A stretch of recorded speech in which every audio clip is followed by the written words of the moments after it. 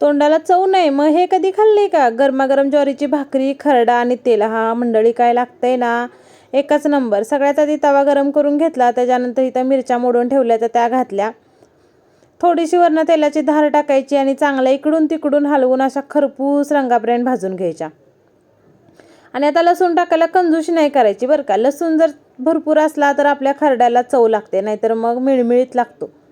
आता थोडंसं हे भाजून घेतलं, वरनं पाण्याचा शितोडा द्यायचा, झाकून ठेवायचं. झाकून उघडल्यानंतर मग थोडंसं मीठ घालायचं आणि सगळ्यात शेवटी कोथिंबीर घालायची, कारण कोथिंबीर अगोदर घातली तर त्याचा कलर असा काळपट येतो, हिरवागार खरडा दिसत नाही, म्हणून शेवटी घालायची.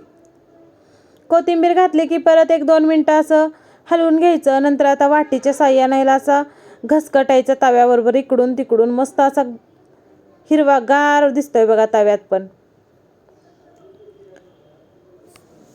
वाटून तर झाला आता सगळा. गरमागरम ज्वारीची भाकरी, खरडा आणि तेल. काय लागतंय मंडळी. आलं का नाही तुमच्या पण तोंडाला पाणी? चला आता सबस्क्राईब करा.